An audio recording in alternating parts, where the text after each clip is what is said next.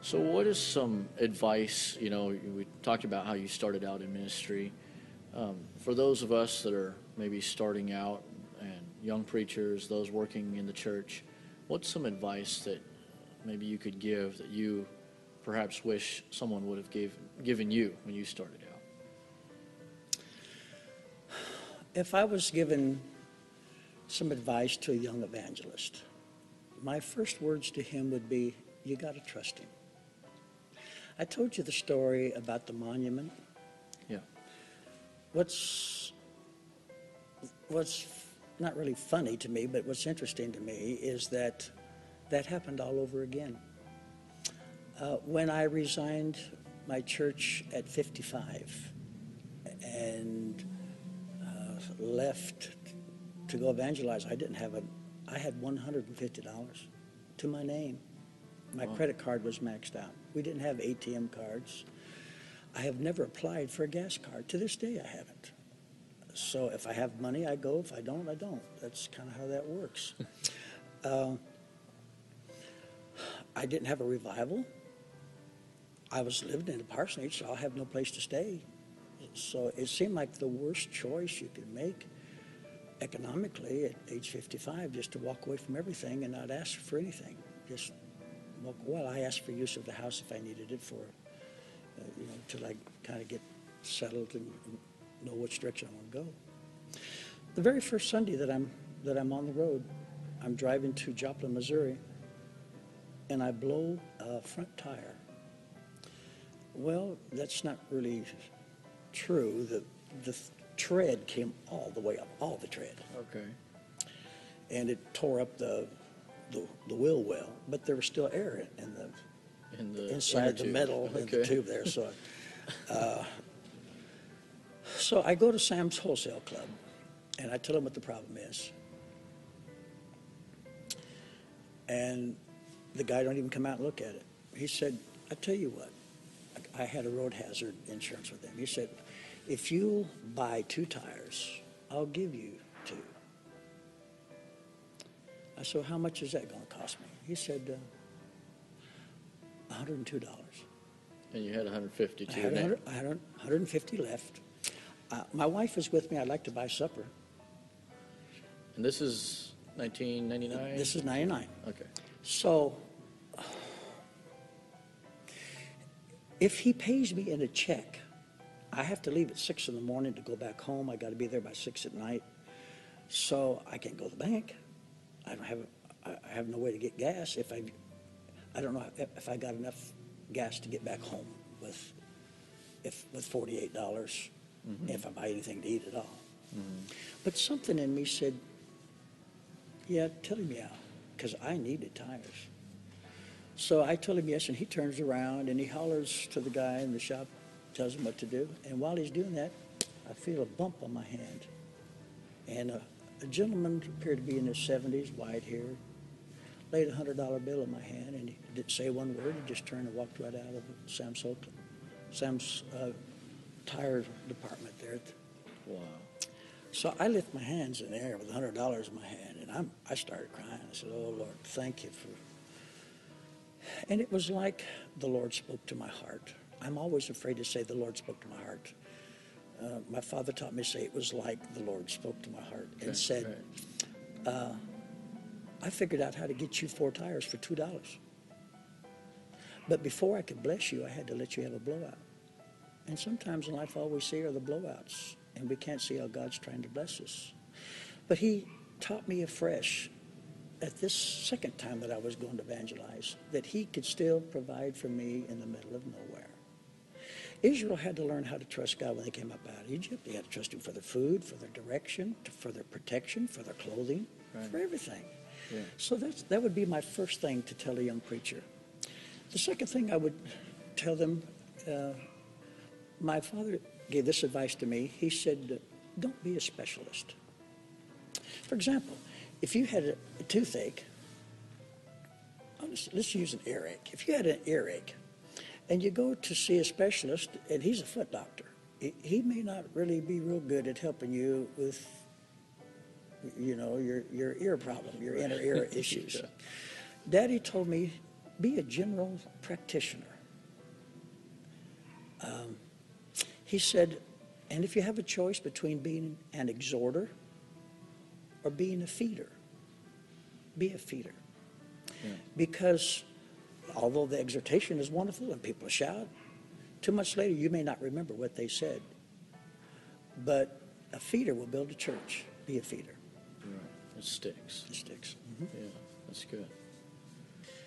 So we've talked a lot about your ministry. You've been in ministry for such a long, long time. Long time.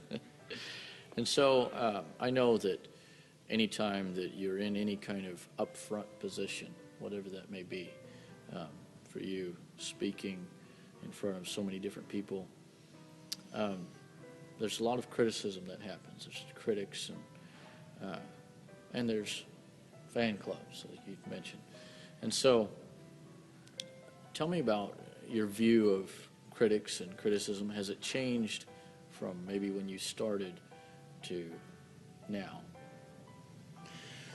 Well, to say that everybody loves critics would be not true. Right. I heard that someone was critical of my father. I was probably 20 or so. I'd come home for a few days. And I said to my father,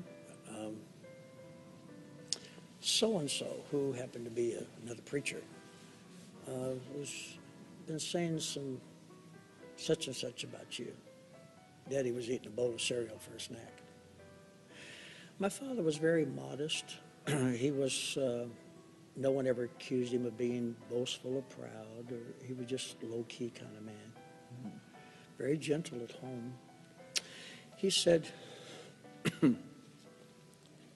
he stopped. He said, well, who are they? What have they ever done for God? He said, I refuse to be censored by little people. And he went on eating the cereal. Because I saw the guy's car pull up out there. He's coming to the house, and Daddy was ready to roll with it. I really can't tell you that I love criticism. The only good thing about criticism is that your critics will tell you the truth about yourself. And sometimes we don't like to hear that. Right. But they're so mad at you that they probably will tell you what you don't want to hear, and what you don't want to hear might be what you need to hear. Sure. So I have learned from my critics. I can't let them control how I preach and think and what I preach. Right. There's sometimes I feel like saying, well, let the heathen rage, just go on. But as far as changing my feelings, my outlook about criticism, I had a situation that made me look different at my critics. And for you to understand the scenario, I'll give you just a moment for background. When I was the night of the election, we really weren't into voting in our church, and so it was more of just a ratification. Robert's Rules of Order probably would not have been real proud of the way we handled everything, because what was said was, all in favor say aye. And Okay. it was a verbal rather than a nonverbal thing. Okay. And so it came out pretty close. Well, that's not really true, but there was 25 or so nays. And you said election, you're talking about Me, as you pastor. As pastor, okay, right. So my father, who was running the meeting, had all those in favor stand. That's not Robert's Rules of Order. Well, so there was some people that didn't stand, and they felt bad that they got outed for not standing. They were embarrassed. And this one particular brother didn't leave.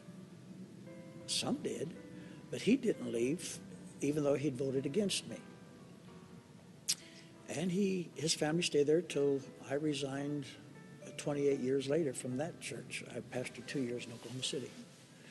So a year later, him and I bump into each other outside the church, and he says to me, you know, Pastor, you're here illegally. And I took that kind of personal. You know, you tell me that I'm here illegally, that doesn't feel comfortable to me as a person. Yeah. He said, your father didn't do it legal. And your father, and so he talked about my dad a little bit, so I'm trying to be, just let the man talk.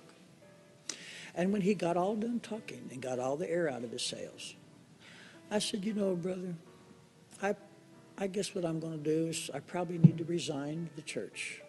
And I just go across town and rent a little storefront and start all over. He said, well, I'll go with you. Yep. I said, no, you don't understand. You're the one I'm trying to get away from. And he looked at me like he couldn't believe I would ever say that. He was so microscopic in his opinion. He had tunnel vision. He didn't see the big picture. He focused on this one little thing. His OCD only let him see this one deal. Yeah. And he couldn't, he had no idea that I would interpret what he said to me as criticism of me. I took it as rejection of me as pastor. Right. He was hanging up on that one particular night, and it stayed in his craw. So that made me wonder, are all my critics hateful of me? Or is it just something that I've done they really don't like? They like other stuff about me, but just not that one thing. Mm-hmm. I'm not saying that works every time. Yeah. But I hate to think that people that don't like me just hate my guts because they're worth hating. Yeah. Well, yeah, and it helps you to be more objective. Yes, and try to understand that person a little bit more. So that helped me with my people skills and trying to not really try to get inside people's heads. Let me just tell you, this particular brother, he died with things wonderful between him and myself. That's good. There was a lot of repentance and I'm sorry and those kinds of things, and I couldn't say enough nice things about the man.